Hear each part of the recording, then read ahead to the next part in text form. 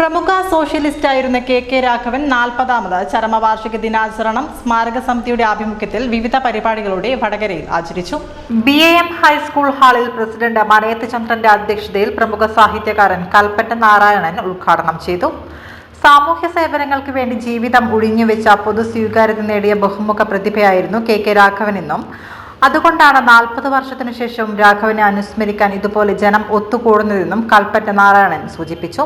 വടകരയിലെ ആത്മീയവും ഭൗതികവും സാംസ്കാരികവും ആയ എല്ലാ വഴികളും പ്രവചിച്ച ഒരാൾ എന്നാണ് ഞാൻ അദ്ദേഹത്തെ മനസ്സിലാക്കുന്നത്. ഈ വഴിക്കൊക്കെ വീതി കൂട്ടിയത് കെ രാഘവനാണെന്ന് ആലങ്കാരികമായിട്ട് പറയാം. അതുകൊണ്ടാണ് 40 വർഷം കഴിഞ്ഞിട്ടും നിങ്ങളിവിടെ ഇരിക്കുന്നത്.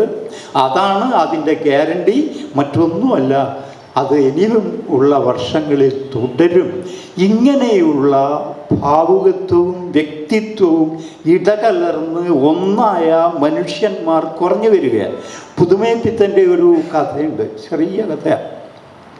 ഒരാൾ നഗരത്തിൽ താമസിക്കാൻ വന്നു. അങ്ങനെ നഗരത്തിൽ താമസിക്കാൻ വന്നപ്പോൾ അയാൾക്ക് താമസിക്കാൻ വേണ്ടി ഒരു ചെറിയ കുടിലാണ് കിട്ടിയത്. തല മുട്ടും, കൈ നീട്ടാൻ വയ്യ, വലിയ ബുദ്ധിമുട്ടും.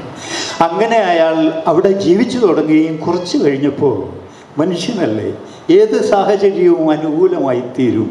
ആ കെട്ടിടത്തിന് മാറ്റമൊന്നുമില്ല, അയാൾക്ക് പക്ഷേ പ്രമുഖ സോഷ്യലിസ്റ്റ് നേതാക്കൾ ജയപ്രകാശ് നാരായണൻ, ഡോക്ടർ റാം മനോഹർ ലോഹിയ ഇവരുടെ സ്വാധീനം ഇന്ത്യൻ രാഷ്ട്രീയത്തിൽ എന്ന വിഷയത്തിൽ വിജയരാഘവൻ ചേലിയ സ്മാരക പ്രഭാഷണം നടത്തി. MK Bhaskaran, professor KK Mahammood, advocate I Moosa, MP Sivanandan, Soman Muthuvana, KK Krishnan, C Kumaran, NK Sudhakaran എന്നിവർ സംസാരിച്ചു.